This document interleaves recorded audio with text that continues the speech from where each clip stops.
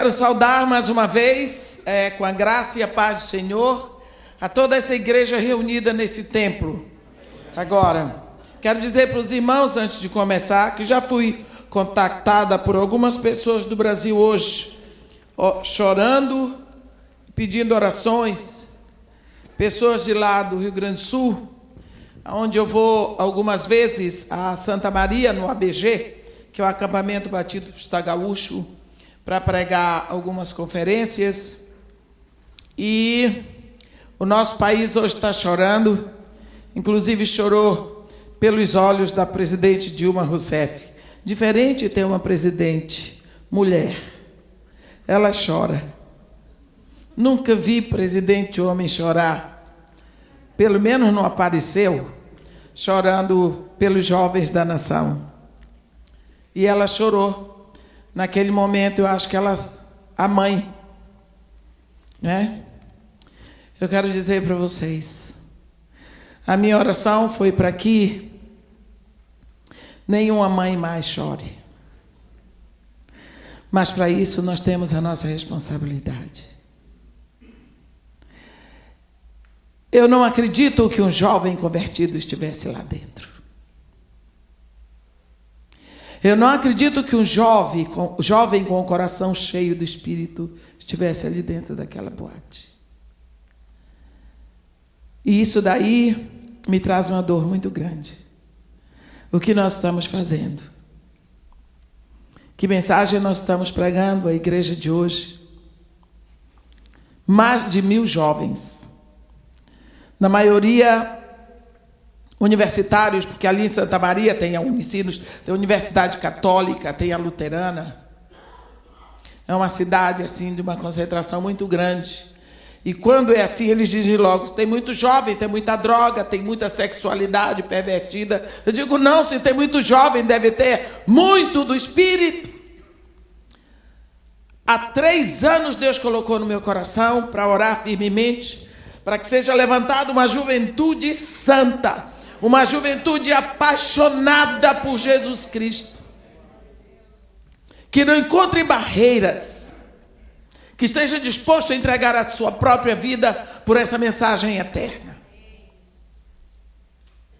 E quando eu vejo isso aí, me dói o coração. Não foi o meu filho, não foi o meu neto, mas foram jovens brasileiros, que se tivessem sido convertidos não estariam ali. De qualquer forma, eu quero pedir a vocês, brasileiros, que orem por essas famílias hoje e que nesse momento de dor haja um caminho para Jesus Cristo. Amém? Quero convidar os irmãos para abrirem a Bíblia em Atos, no capítulo 8, e ler um trecho aqui que está escrito no versículo. Vamos começar no início. Naquele dia levantou-se grande perseguição contra a igreja em Jerusalém, e todos, exceto os apóstolos, foram dispersos pelas regiões da Judéia e Samaria. Alguns homens piedosos sepultaram Estevão e fizeram um grande pranto sobre ele. Saulo, porém, assolava a igreja entrando pelas casas e arrastando homens e mulheres encerrava-os no cárcere. Entre mentes, os que foram dispersos iam por toda parte pregando a palavra. Filipe, descendo a cidade de Samaria, anunciava-lhes Cristo. Amém. Nós precisamos saber que Deus há de fazer a obra dele. E a obra que Deus começou, ele vai completar. E, embora olhemos a situação da igreja, e muitas pessoas digam, irmã, como é? Eu não quero saber. Existe uma palavra que o Senhor Jesus Cristo diz: eu edificarei a minha igreja.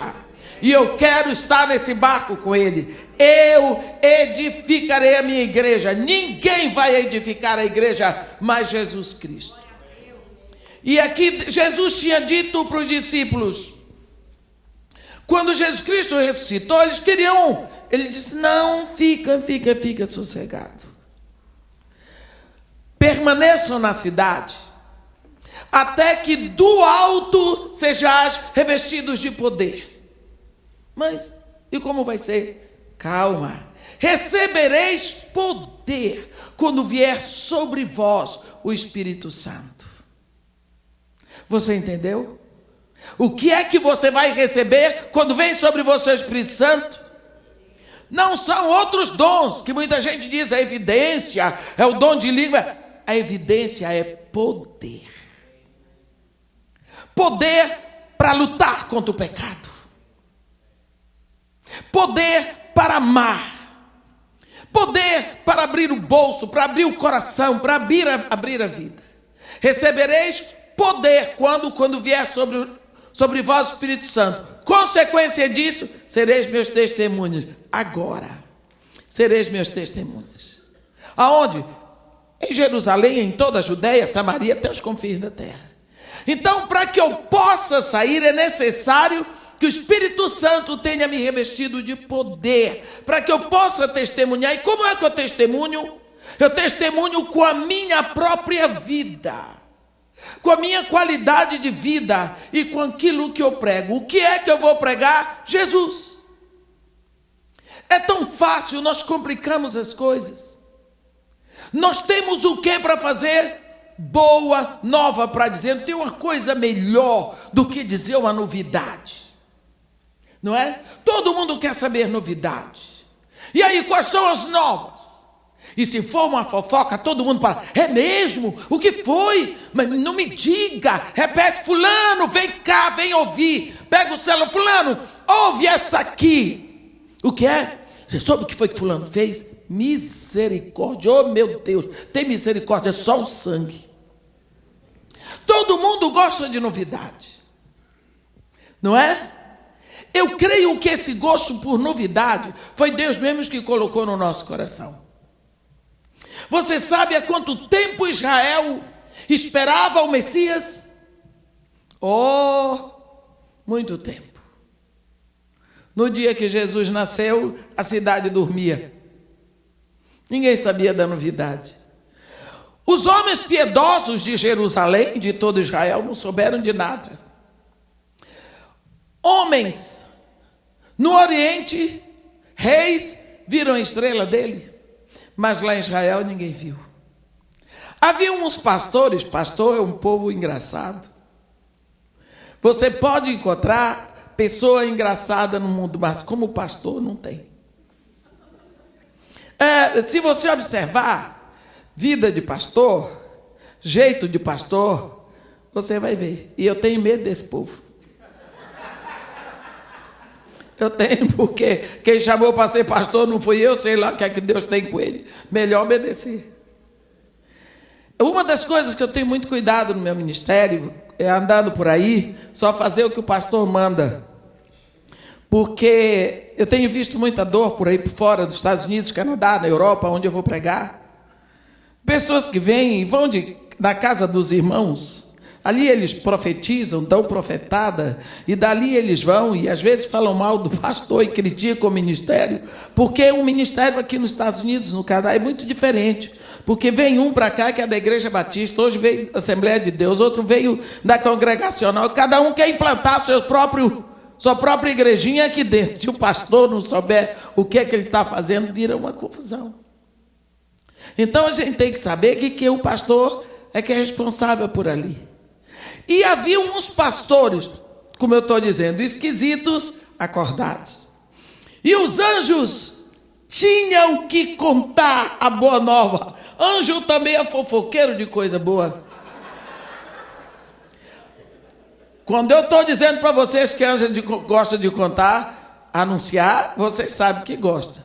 Vocês lembram quando o anjo Gabriel veio para Maria, anunciou tudo para ela? Ela ficou, ele disse, não tem problema não, você não vai deixar de ser virgem, o Espírito Santo te cobrirá. Ah, é assim então, eis aqui a serva do Senhor. Já estava tudo pronto, o anjo já ia saindo, ele disse, uma coisa para você, sabe Isabel, a sua prima,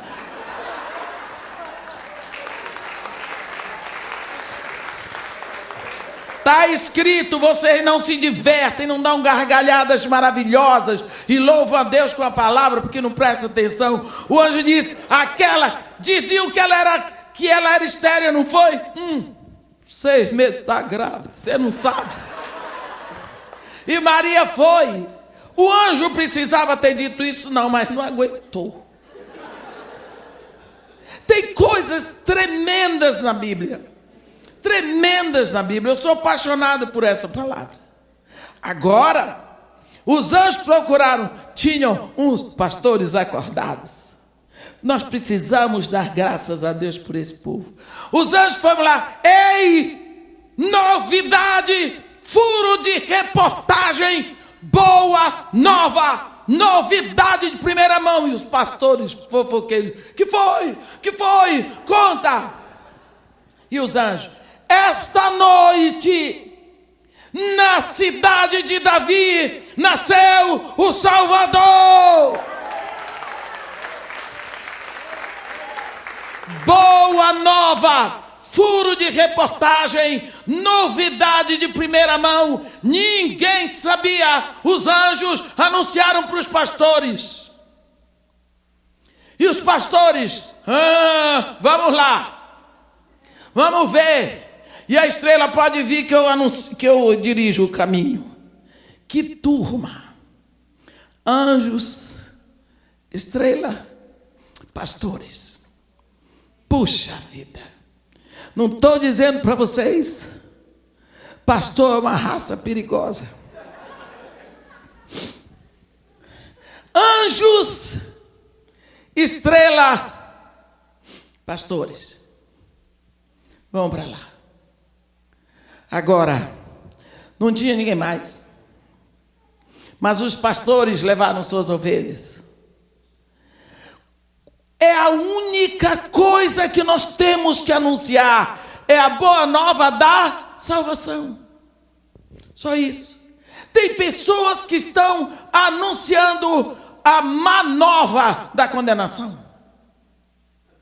Anunciam demônios. Anunciam possessão. Anunciam maldição. Anunciam tudo e não anunciam o melhor, o mais fácil, a boa nova da salvação. Gente, a igreja estava em Jerusalém sossegada, bonita, está tudo bem. Contam os historiadores que já tinha uns 12 mil membros, estava tudo jóia. E Jesus tinha dito: sereis meus testemunhos em Jerusalém e em toda a Judeia e nas Samarias, os confins da terra. Parece que os confins da terra eram ali. Deus disse: vou sacudir esse povo. Usou Paulinho. Usou Paulinho de Tarso. Paulinho começou o ministério antes. O outro lado do ministério dele. Por quê? Teve que haver uma perseguição. Porque Deus sabe que crente tem medo de morrer. E quando viu, vão matar, largaram tudo e se mandaram. A Bíblia diz que só os apóstolos ficaram em Jerusalém. Eu estou mostrando para vocês o quanto nós somos frágeis. E Deus mandou, e Paulinho não se fez de rogado, entrava pelas casas, arrastava homens e mulheres. A Bíblia diz, encerrando-os no cárcere. E a Bíblia diz assim que todos, no capítulo 11 de Atos, está escrito que todos que foram dispersos por causa da tribulação, versículo 19, que sobreveio a Estevão, se espalharam até a Fenícia, Chipre e Antioquia. Aqui nós estamos falando de Antioquia da Síria e não Antioquia da Pisídia. Agora, eles foram como? Sem saber a língua dos outros países, sem visto, sem emprego, duros, deixando tudo para trás. A única coisa que eles levavam, um coração cheio do Espírito. A palavra que eles tinham aprendido, e em todo lugar que eles passavam, eles só tinham uma novidade para dizer, porque estavam apaixonados. E a boca fala do que está cheio o coração. vai surgir a maior igreja daquela época, a igreja em Antioquia. Mas vamos falar de um ministério que surge aí. Podíamos falar do ministério de Paulo, do ministério de tantos outros, mas vamos falar do ministério de Filipe, porque hoje nós queremos dizer como às vezes nós achamos que estamos fazendo uma coisa tão pequena, mas é apenas um passo para uma coisa maior. Filipe, a Bíblia diz, aqui no capítulo 8 de Atos, no versículo 5, Filipe, descendo a cidade de Samaria, anunciava-lhes Cristo. Cristo. Como é que uma pessoa desce para uma cidade e anuncia só Cristo? Será que ele não tem que anunciar a cura interior? Será que ele não tem que anunciar a libertação de demônios? Será que ele não tem que anunciar tantas outras coisas? Por que anuncia Cristo? Porque é Cristo a solução, o pacote para a humanidade. Quando o homem caiu no pecado lá no Éden, o pacote que veio no coração de Deus foi Cristo. O que foi que Deus disse? Deus só falou com a mulher e com a serpente. Só com a mulher e com a serpente. O que foi que Deus disse? Eu porei inimizade entre a tua descendência e o seu descendente. Tu lhe ferirás o calcanhar. Mas mulher, o teu descendente vai esmagar a cabeça dele. Se Deus aqui está dizendo para os homens, não brinque com mulher. Não brinca, porque o que foi que Deus usou como vingança para derrotar o diabo? A mulher não precisou do homem. Disse, eu vou botar para você só a mulher, você vai ver o que é que ela vai fazer. E aconteceu. Por isso eu vejo o ministério do diabo querendo derrotar a mulher desde aquela época. Por causa disso. A mulher iria parir aquele que ia acabar com o poder, com o poderio, com o governo de Satanás. E isso já aconteceu. Ele já nasceu. E agora entregou nas nossas mãos. Filipe está anunciando esse pacote da misericórdia de Deus. Porque este Cristo, ele vai para a cruz. E lá na cruz, ele nos constituiu reino e sacerdotes. Existem várias prerrogativas do que Jesus fez por nós lá na cruz. Mas entre tantas, essa dele já ter feito, às vezes nós pensamos que ele vai fazer, Jesus Cristo já fez tudo. Esse rapaz jovem desce a Samaria e anuncia Cristo. Ele tinha uma mania central na vida dele. Eu peço a Deus essa mania. Sempre eu quero a mania de Filipe. Ele desceu para Samaria, anunciava a Cristo. Aconteceram coisas tremendas. A Bíblia diz que as multidões atendiam unânimes as coisas que Filipe dizia, ouvindo-as e vendo os sinais que ele operava. Multidões. Filipe, jovem, estava lá em Samaria com um igrejão. Multidões vinham. Ele não precisava mais sair dali. Não é? Não precisava mais.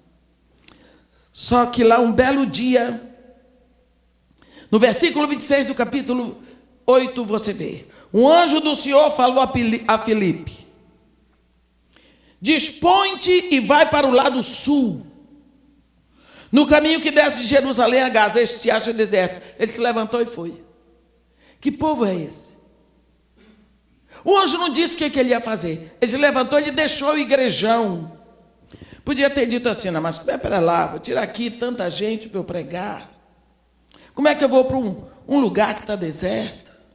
Ah, isso não é de Deus, não. A gente precisa ter a cabeça no lugar. Ele foi. Chegou lá, ficou parado.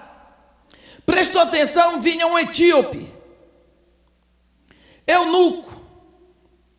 negro, alto funcionário oficial, ministro da Fazenda da Etiópia, que era superintendente de todo o tesouro da Etiópia, que veio adorar em Jerusalém. Estava de volta. Então você vê Filipe aqui na beira do caminho. O anjo tinha dito para ele vir, ele ficou. Caminho deserto, daqui a pouco ele vê um poeirão. Não tinha asfalto. Lá vem um poeirão. São os cavalos que vêm puxando uma carruagem de gente rica. Dentro tinha esse homem negro, etíope, eunuco, que tinha vindo adorar em Jerusalém, estava voltando no caminho de Gaza. Ele olhou aquilo e ficou parado. O Espírito disse para ele: aproxima desse carro e acompanha-o. Entendeu? O carro não ia parar para Filipe. O carro vinha no galope dos cavalos. Filipe ali, o que é que ele ia fazer? Senhor, eu te peço que ele pare. Não. Deus não chama filhos que estão sem as pernas. Ele deu perna para Filipe. Filipe era jovem. Então Filipe acompanhou o carro. Só que o carro era puxado a cavalos. E eu não sei quantos cavalos Filipe teve que puxar nas pernas, mas ele acompanhou. Isso nós precisamos ver. Com certeza Deus não mandou outro, porque Filipe era jovem. Deus não vai me mandar, vou fazer um milagre, vou botar sebo nas suas canelas para você acompanhar. Ele vai chamar um jovem.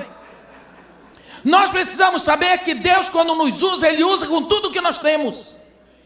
Você é jovem, tem ministério para você, eu não sei, corra. Você tem força nas pernas. Vá. Filipe era jovem. Esse é o ministério do jovem. Tem coisas que o jovem precisa fazer hoje. No ministério, entregue a sua força, a sua velocidade, os seus sonhos. Entregue, porque são necessários. Filipe correu e acompanhou aquela carruagem. Porque o etíope vinha vindo o profeta e lendo o profeta Isaías, seguramente vinha vindo lendo alto, e Filipe no poeirão, e vambora. Chegou uma hora que ele disse assim: compreendes o que tu estás lendo? E o etíope: como que eu vou compreender se alguém não me explicar? E Filipe: olha eu aqui. Correndo, suado e poeirado ao lado da tua carruagem, posso te explicar. O etíope convidou para o Filipe entrar na carruagem. Eu acho isso tremendo. Quando que aquele etíope sabia que naquele momento ele estava passando da morte para a vida? Você sabe o que está acontecendo nesse exato momento? Deus está levando o evangelho para o continente africano.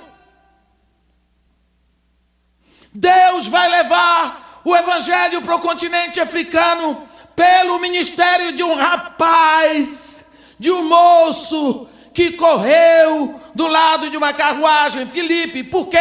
Porque ele tinha um coração para anunciar Jesus.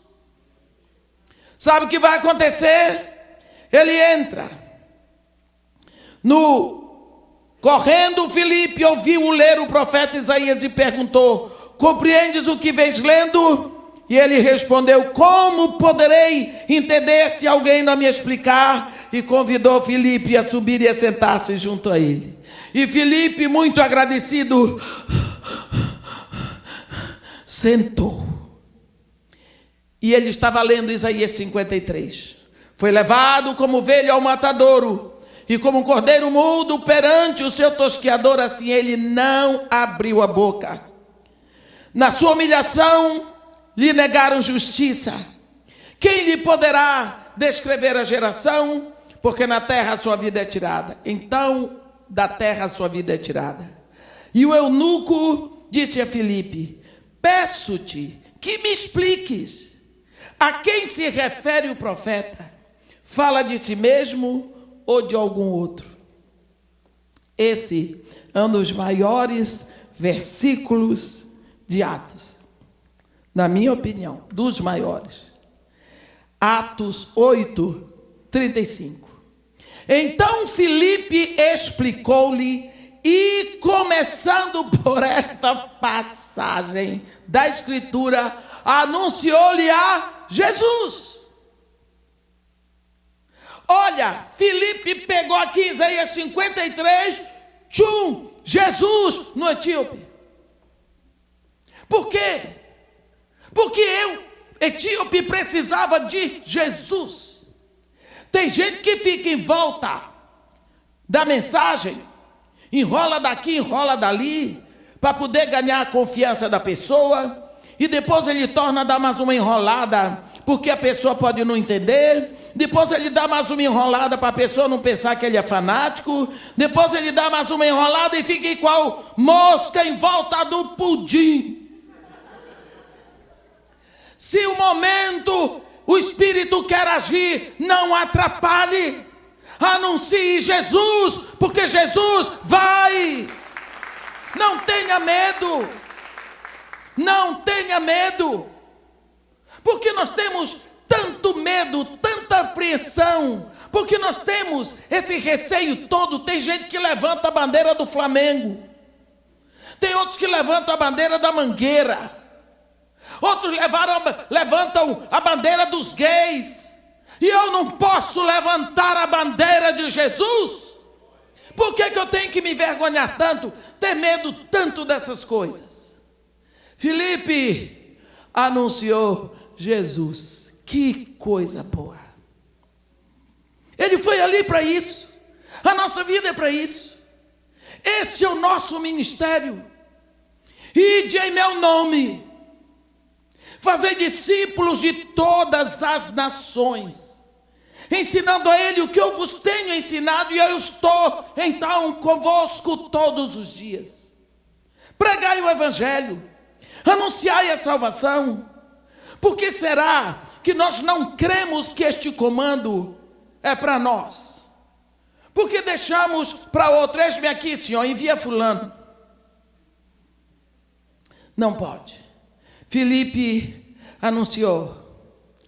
E mais adiante você vai ver, seguiram o caminho, e o eunuco, chegando em certo lugar que havia água, o eunuco falou com ele: eis aqui a água, que importa que eu seja batizado? Filipe respondeu: é lícito. É lícito se crês de todo o teu coração. E respondendo ele disse: creio que Jesus Cristo é o Filho de Deus. Você viu o que aconteceu? É lícito se crês de todo o teu coração. Mandou parar o carro, desceram a água, Filipe o batizou, e quando saíram da água, o Espírito do Senhor arrebatou Filipe, não vendo mais o eunuco, e este foi seguindo o seu caminho cheio de júbilo. E foi para onde? Para a África. Foi quando o evangelho no coração desse homem entrou no continente africano. Você acha que na hora que Filipe começou a anunciar Cristo em Samaria, ele sabia que Deus ia fazer isso? Não. O papel dele era anunciar. Quando o anjo disse para ele: vai, caminho de Jerusalém, que desce para Gaza, que ele foi lá, ele sabia que ia acontecer isso. Quando o Espírito disse para ele: acompanhe essa carruagem, ele não sabia nem quem estava lá dentro, o que ia acontecer, mas ele fez. E por causa desse ministério, o evangelho entrou na África.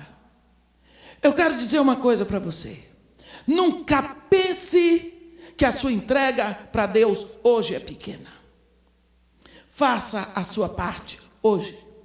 Porque Paulo, na época dele, fez a parte dele, Filipe fez a parte, cada um fez a sua parte na sua época.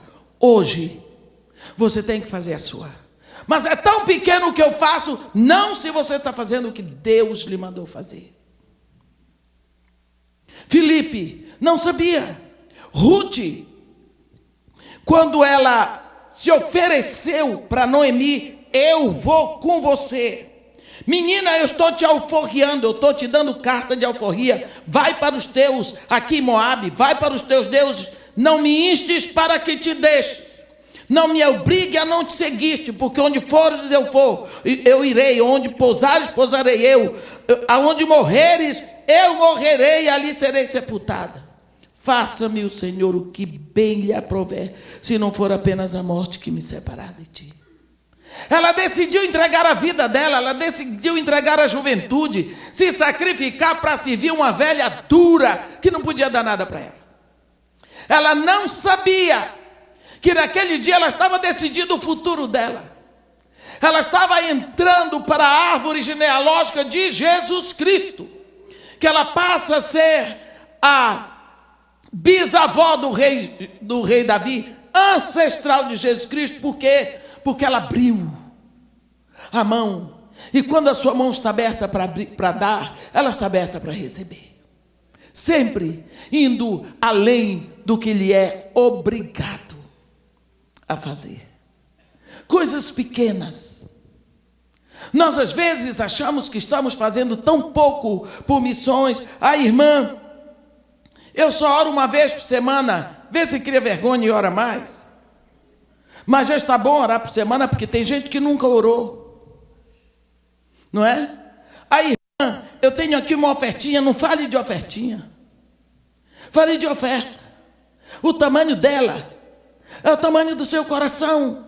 É para Deus que você oferta. Pode entregar na mão de quem for. É para Deus que você está ofertando. É preciso que você saiba que a sua juventude, a sua idade adulta, a sua velhice, pode ser ofertada a Deus, porque Deus se aproveita disso. Tem um menino numa igreja lá em Connecticut. Ele tem qualquer disfunção mental. E ele, quando encontra você, ele diz: como é seu nome, qual é a sua idade? Então todo mundo foge dele. Né? Ninguém gosta. Mas eu digo que eu fui batizada com óleo de peroba, eu tenho a cara de pau, não me importa. Aí, tem 2 anos que ele disse assim: doutora, eu sei seu nome. Eu digo: menino, como é o seu nome? Fulano de tal. Ele disse: qual a sua idade? Eu disse para ele: 65 anos. Todo mundo diz: mas esse menino mal educado. Eu disse: não. Por que é mal educado? Onde é que está escrito isso? Deixa o menino, 65. Você sabe que eu cheguei lá agora? Não, eu estava com Asaf Borba. Doutor Edmel Williams, 67 anos. Olha, mas eu ri tanto. Fiquei maravilhado da memória do menino. Eu disse: menino, eu estou querendo ver se eu esqueço isso. Não importa a sua idade. Não importa a sua idade. Eu estava ali pelo dia 15, 10 a 15 de dezembro, eram 2 horas da manhã. Eu estava carregando cesta básica no Morro Dona Marta, do caminhão para dentro da casa de Marimarta. Desde 11 horas, já ia dar 2 e pouca da manhã. Eu estava lá. Enrolava mais do que carregava, porque tinha os meninos para carregar, então eu estava só fazendo de conta, porque peso. Aí, desce o menino e disse: irmã, não acredito. Eu disse: o quê, menino? A senhora nessa idade carregando cesta básica. Eu disse: porque você, na sua idade, não carrega. Pronto. Porque você, na sua idade, não carrega. É preciso que nós saibamos que em qualquer idade Deus nos dá força para fazer as coisas. A Bíblia diz que a sua folhagem nunca murcha. É como a árvore plantada à beira das águas, cuja folhagem nunca murcha e sempre vai produzir frutos. Precisamos saber que Deus, Ele está dando àqueles que querem lhe dar. Existe um movimento tremendo no mundo árabe agora. Eu estava conversando com Asaf Borba. Eles vão para um subsolo no Cairo e eles formam grupos de adoradores, né? E distribuem para o mundo árabe. o evangelho está indo às 3 religiões que têm o tronco em Abraão: cristianismo, judaísmo e islamismo. Estão se unindo todas em volta de Jesus. Estamos chegando lá. Nós estamos indo lá. É difícil? Tem perseguição? Tem. Tem dor? Tem, mas tem muita alegria. Só saber que nós participamos um pouco daquilo. Só saber que alguma coisa nós podemos fazer. Só saber que nós temos um chamado. Só saber que assim como Filipe tão jovem, pôde usar as suas pernas, não é? Pôde usar o seu bom ouvido para ouvir o que o homem estava dizendo. Só poder explicar porque ele conhecia a Escritura. Então, vamos passar. Você é jovem, mas é preciso que você conheça a Escritura Sagrada. É preciso que você conheça a Escritura Sagrada. Se você não conhece a palavra de Deus, vai ser quase impossível para você. Quando aquela mulher em Cantares diz para aquele rei: dize-me, amado meu, esse rei é Jesus, onde apacentas o teu rebanho? Onde o fazes repousar pelo meio-dia, para que não ande eu acompanhando ou pastando junto à tenda dos teus companheiros? Ele diz para ela: tu não sabes? Se tu não sabes, ó mais formosa entre as mulheres, sai-te pelas pegadas dos rebanhos e apacenta os teus cabritos junto aos rebanhos dos pastores. Tu não sabes como é que eu apacento o meu rebanho? Tu não sabes como eu cuido do meu rebanho pelo sol do meio-dia? O sol do meio-dia é escaldante, é impossível. Sol do meio-dia é uma expressão para dizer no momento da dor, no momento da aflição, no momento das frustrações, das tentações, do luto, das perdas. Tu não sabes como é que apacento o meu rebanho nessas horas? Tu não sabes aonde eu os levo para descansar? Vai conhecer a história de Jeová, pastor. Ele começou o seu rebanho lá no Éden, como ele tem trazido esse rebanho pelo dilúvio, pela escravidão, pelo deserto. Porque então tu saberás onde pousar com o teu rebanho, nos braços deste pastor. Precisamos saber que nós temos que conhecer essa história, a história do povo de Deus. Precisamos saber o que Deus fez, porque Deus não muda, Deus se move, mas não muda, porque Ele está querendo fazer hoje. Mas o que Ele fez com Paulo no tempo de Paulo, foi naquela época. Ele tem que fazer e quer fazer com você hoje. Nunca pense que o trabalho já foi feito todo, não. Nós continuamos aqui. Existe um reino que está sendo implantado, existe um comando de Jesus Cristo para você, e Ele está esperando o retorno disso tudo.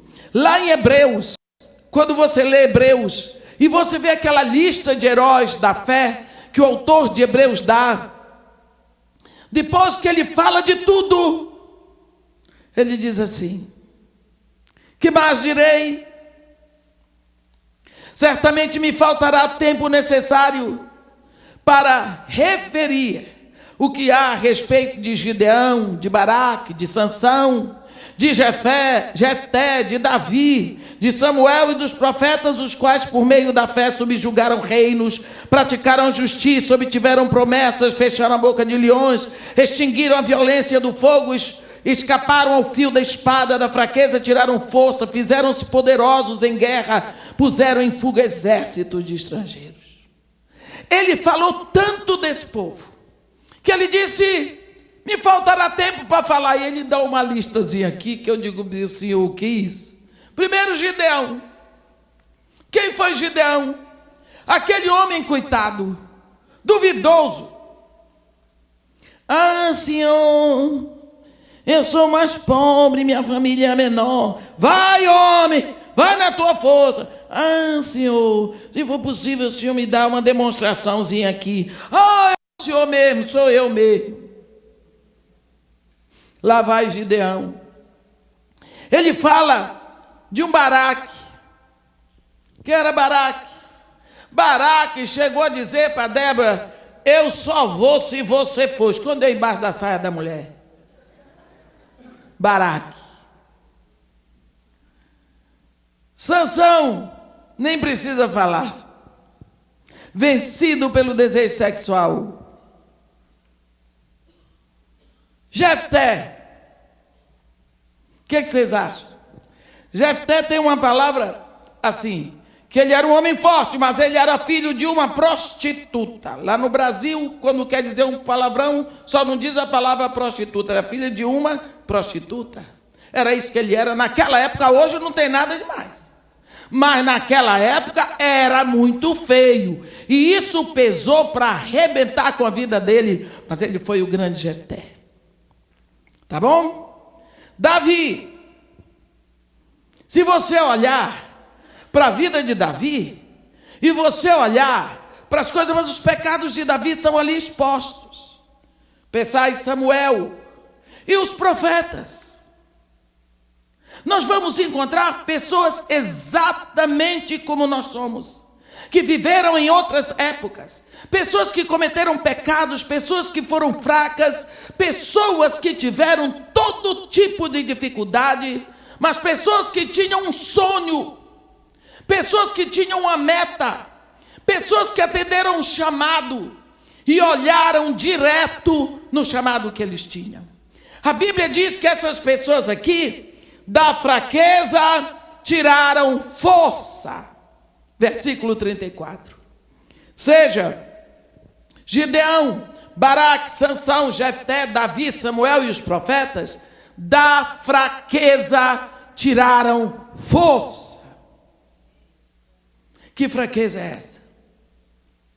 Que fraqueza é essa? Meu pai, quando chegou no Brasil, ele era um protestante anglicano, negro azul marinho. Tinha sua família, a esposa também negra, caribenha. Protestante na minha cidade naquela época, quando vinha numa calçada, o católico atravessava para outra. E ele médico. 6 filhos, 4 homens, 2 mulheres. Uma esposa que ninguém pode ter melhor. Ninguém pode ter uma esposa melhor do que meu pai teve. Esse homem que pregava Jesus, louco por Jesus, caiu em adultério com a irmã do padre, branca, olhos verdes. O padre era irmão dela, 2 irmãs freiras, a igreja, a família toda católica, ela de Braga, de Portugal, meu pai da Guiana Inglesa, e ela, mariólatra. E eu nasci dali. Nasci dali. Tem esperança para uma criança que nasce assim? A família da minha mãe sempre me detestou, quem manda nascer negra. E a família do meu pai não estava interessada que o meu pai arranjasse filho fora. A minha madrasta não queria que o marido fizesse isso, o meu pai não queria fazer, ele queria se aproveitar. Que Deus me perdoe, que eu não sei se era isso, mas lógico. Ele não tinha intenção de deixar a esposa dele, ele não queria que aparecesse um filho. Os filhos dele não queriam que o pai fizesse isso, a família dele na Guiana Inglesa, Inglaterra, aqui nos Estados Unidos, que tem muita gente, muito parente aqui, não queriam. Por outro lado, a família da mamãe nem pensar. E mamãe queria engravidar do marido dos outros, ainda preto. Ninguém queria. Não existia aqui nesse planeta uma viva alma que quisesse que eu nascesse. Mas Deus disse assim: vai lá porque eu quero. Acabou. Tem uma coisa melhor do que você saber que você está aqui porque Deus ordenou. Para mim é uma glória. É uma glória. Quantas vezes eu tive que ouvir: você não vai dar para nada porque você é preto. Você não vai dar para nada porque você é filho da você não vai dar para nada na sua vida, porque você não tem nome. Preto não tem bandeira. Eu ouvi tanta coisa de preto, que da minha infância, que não precisou mais ouvir a vida toda. Sabe o que eu fiz? Meu pai dizia, você é inteligente, sadia, bem alimentada. Aproveitei que eu tinha inteligência e fui estudar. Estudei.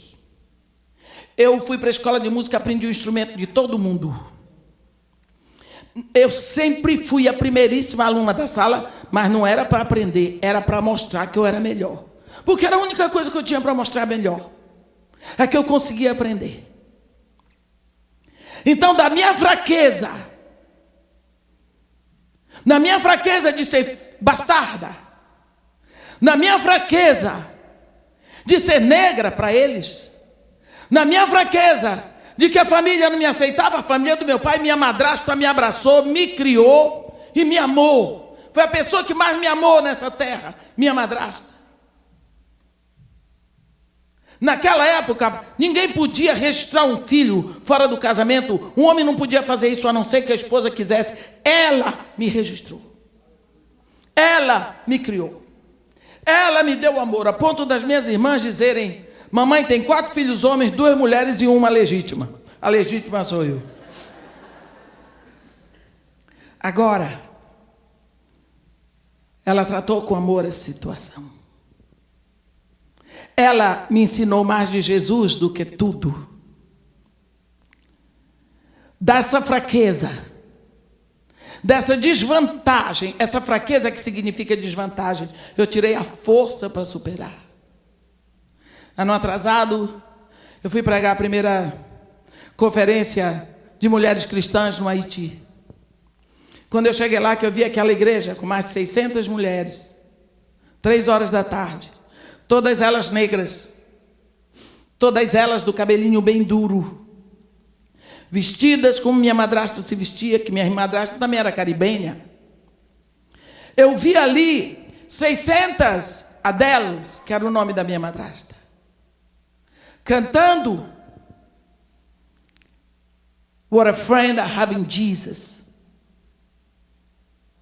Como ela cantava. Sabe o que eu vi? A restituição da memória. Deus tirou uma caribenha para ir me amar no Brasil, me aceitar e me ensinar Jesus. Ela já foi embora e Deus me leva para levar a mensagem de Jesus para o povo dela. Você viu? Você viu?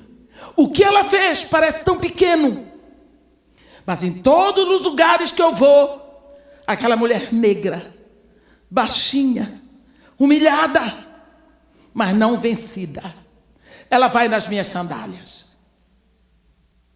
Ela vai nas minhas sandálias. Ano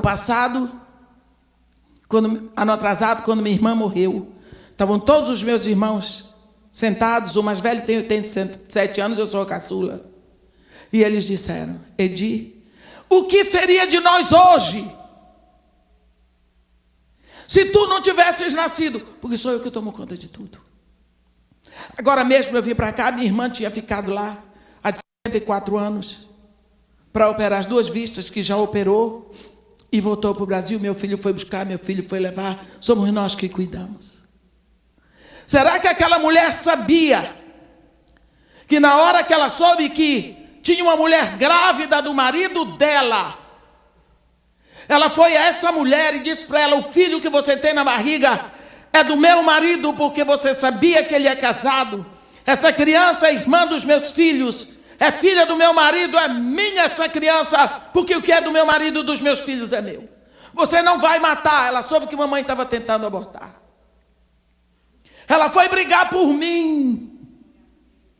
E como mamãe chorou, mamãe era jovem, ela disse, você quer que eu lhe ajude? Mamãe disse, preciso. Botou mamãe para morar no fundo da casa dela, com os 2 filhos que mamãe já tinha.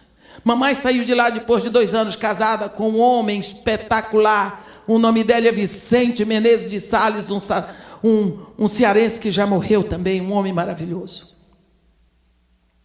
Será que esta mulher, quando fez isso, ela sabia que ela estava criando alguém para tomar conta dos filhos dela quando envelhecesse? Não sabia. Mas ela plantou aonde? No reino. Ela plantou no perdão. Ela plantou no cristianismo. Ela plantou, ela semeou. Foi a semeadura que ela veio fazer aqui. Nós precisamos saber que aquilo que nós estamos fazendo hoje está nas mãos de Deus. Quando você sair na sua missão, nunca pense que missão é apenas você ir num país da África ou da Ásia ou da América do Sul ou aqui nos Estados Unidos, no Caribe, onde quer que for. E você planta igrejas, e você faz campanhas missionárias, e você vai numa favela e você constrói, e você tem um grande projeto. Isso também é missão. Mas a nossa primeira missão é anunciar Cristo. A nossa primeira missão, o nosso primeiro chamado. Como é que eu vou entregar aquilo que eu não tenho? Como é que eu vou entregar um Jesus que eu não conheço? Eu quero dizer para vocês que a atitude da minha madrasta abarcou uma família inteira de portugueses que se renderam pelo testemunho dela. Por quê? Simplesmente porque ela anunciou Jesus Cristo. Ela anunciou Jesus Cristo no perdão. Ela não perdeu o marido, ela não perdeu nenhum filho, ela ganhou uma filha, ela ganhou uma amiga. Mamãe era louca pela minha madrasta. Ela ganhou toda uma família enorme. Por quê? Porque ela semeou no amor. E Jesus Cristo disse: nisto, todos reconhecerão que sois meus discípulos, se vos amardes uns aos outros. Quando nós saímos num trabalho missionário, nós temos que botar na frente de tudo o amor. Lá no Morro Dona Marta, às vezes, as pessoas me criticaram muito, sempre crente. Quem vai criar problema para você é crente. Isso você pode ter. Conte. Isso é bíblico. É bíblico. Infelizmente é crente. Aí tinha uma época em que os traficantes lá, chamam de bandido, o que quiser. Eu não gosto desse nome bandido, mas tudo bem. Porque a gente sempre acha que os bandidos são aqueles que estão lá na favela empunhando arma, né? Tem uns que não sabem escrever, mas importam armas de Israel. Quem importou para eles não é bandido, né? Mas tudo bem. Às vezes eles não vendiam nada.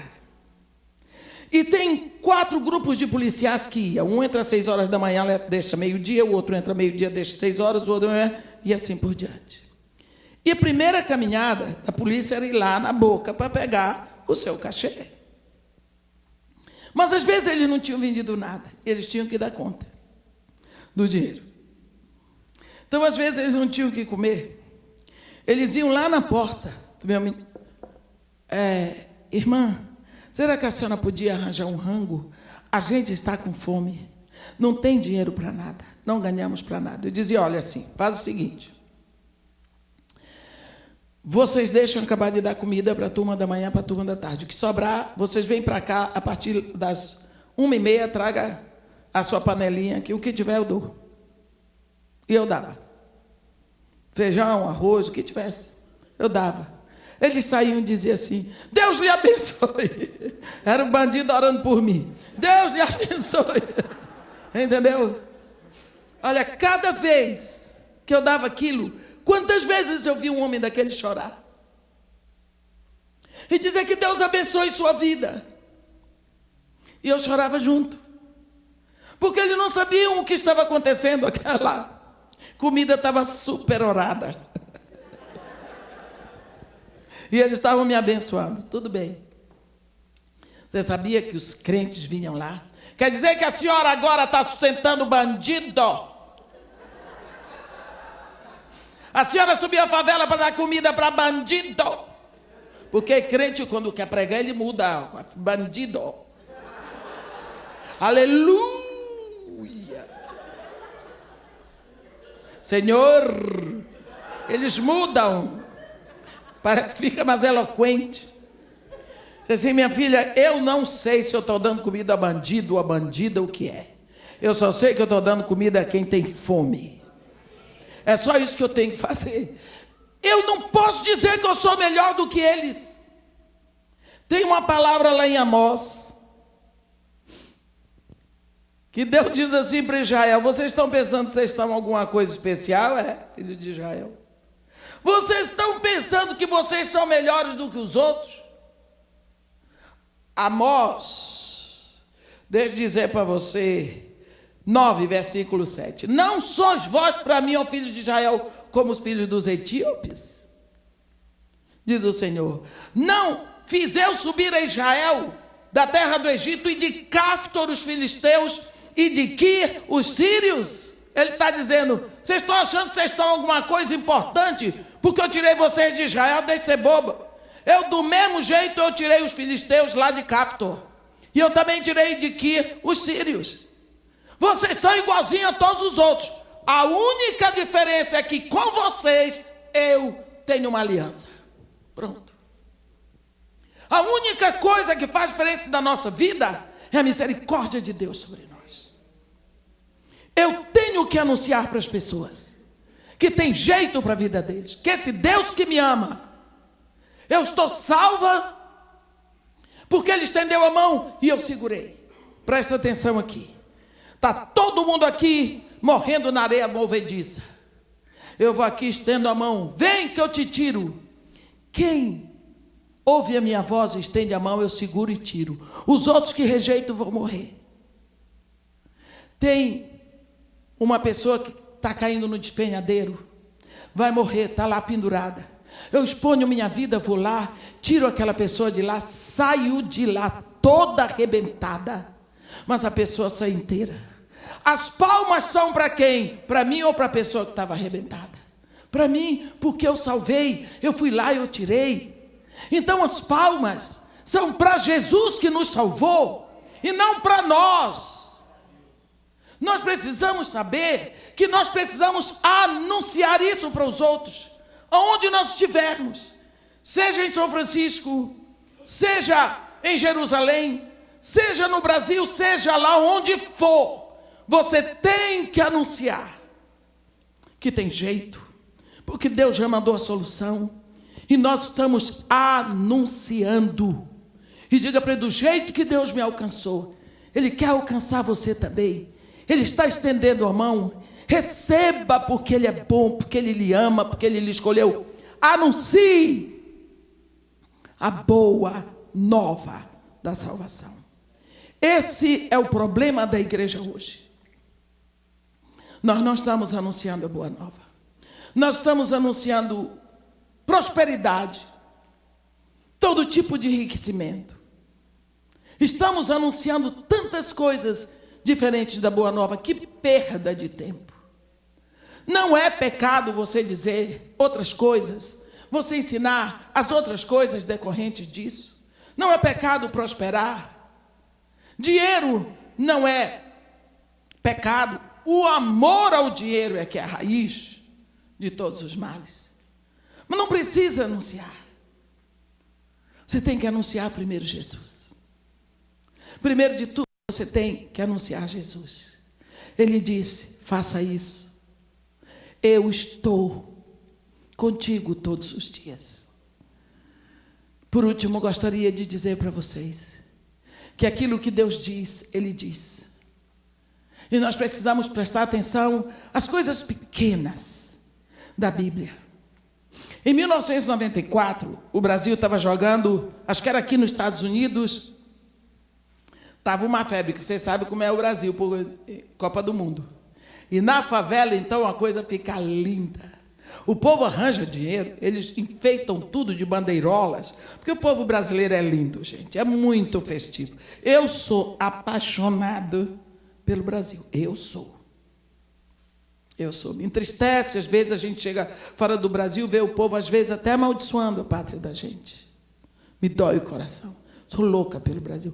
O papai não era brasileiro, então ele nos levou a amar o Brasil de tal forma que eu sou apaixonada. Então, o povo, o caminhão de cerveja sobe todo dia. O povo faz espetinho de churrasco em tudo quanto é curva da favela. E aquela festa, e vaja samba, e vambora, e chachado, e baião, porque a favela é cheia de nordestino, e é uma festa. E nisso, o Brasil estava jogando nos Estados Unidos e só dava Bebeto e Romário. Bebeto e Romário, Bebeto e Romário. Todo menino queria ser ou Bebeto ou Romário. E tem aqueles pais que vão lá e deixam a mulher grávida e só voltam para deixar de novo. Deixar outra. Entre esses existia um que fazia ponto principalmente dentro do túnel velho ali no São João Batista. Ele tinha 5 filhos, mas o último tinha visto ele, o Rodriguinho, umas 4 ou 5 vezes, louco pelo pai, como toda criança.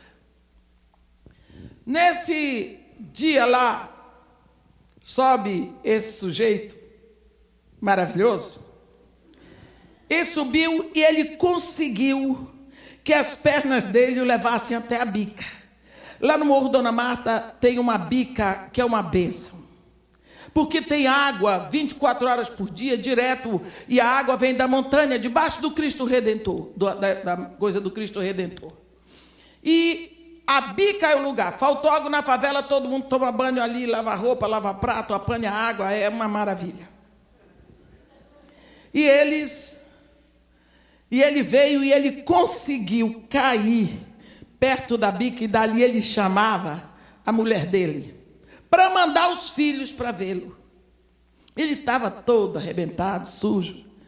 E aí a mulher não queria deixar ele ir. Por quê? Ela dizia, por que ele tem que vir aqui?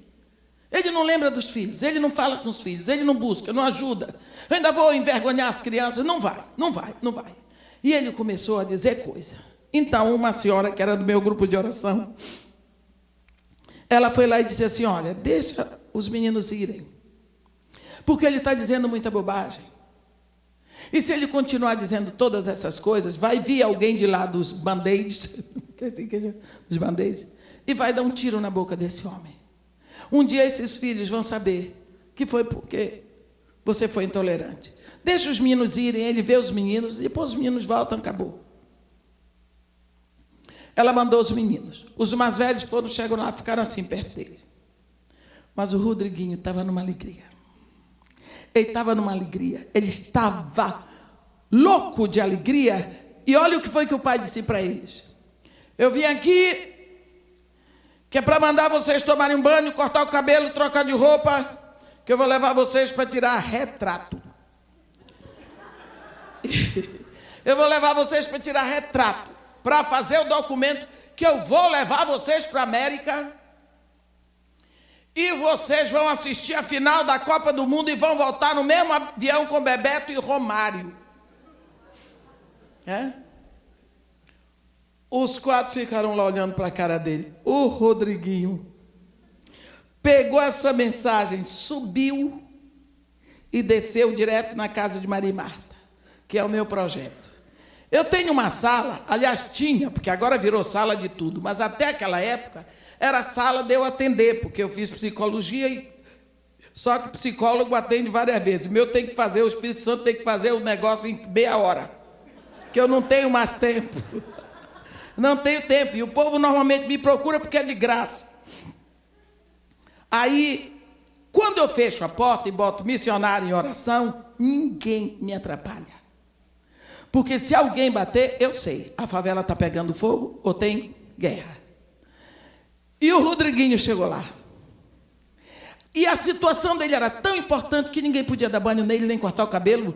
Era eu, tinha que ser eu. Normalmente eu não dou banho em criança, tem quem dê.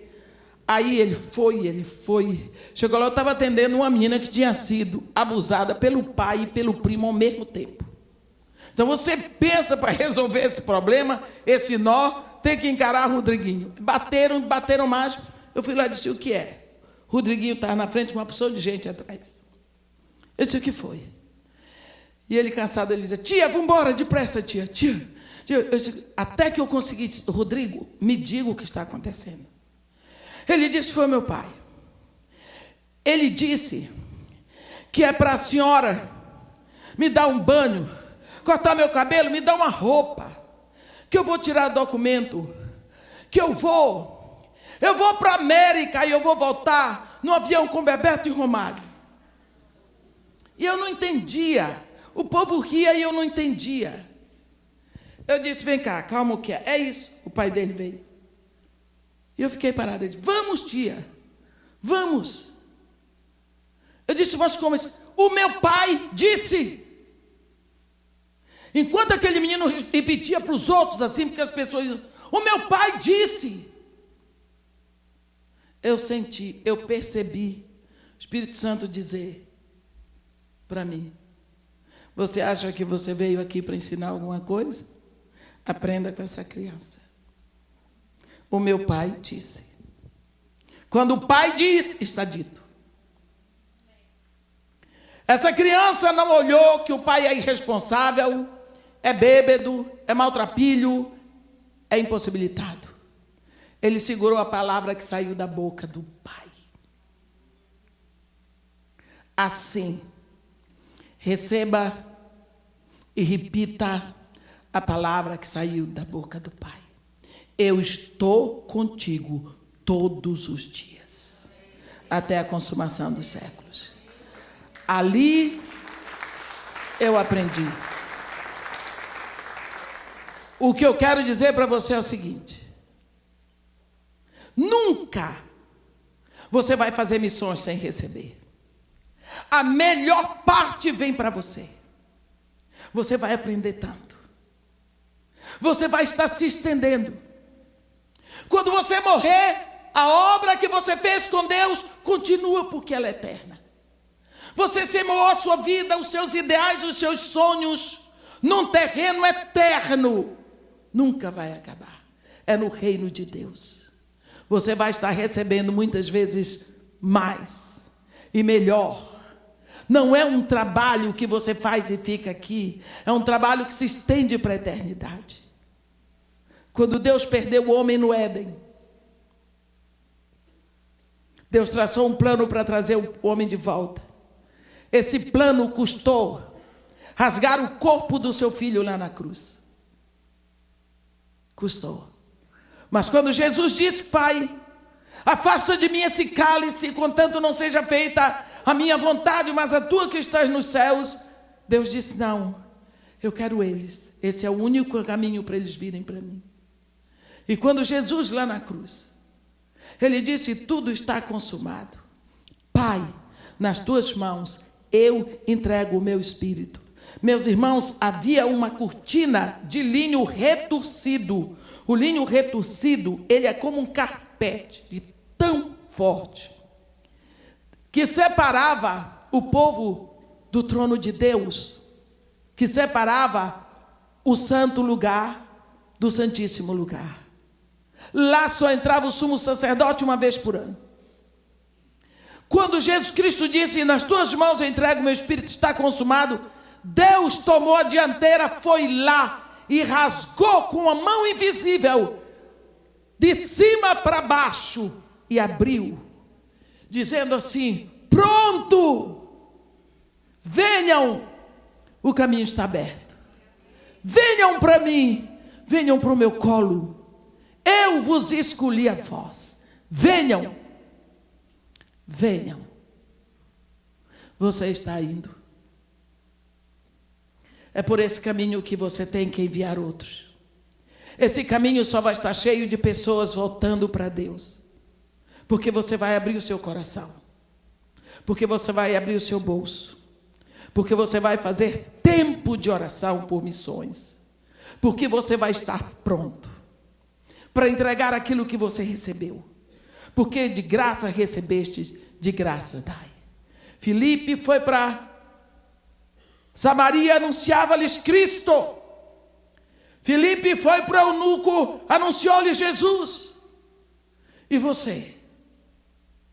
Está pronto para anunciar a boa nova, a grande novidade, esse furo de reportagem? Seja você mesmo o maior mensageiro do Evangelho eterno. Seja qual for o seu método, mas que seja para anunciar Jesus. Que Deus nos abençoe e nos guarde. Que faça resplandecer o seu rosto sobre nós e tenha misericórdia de todos nós. Amém.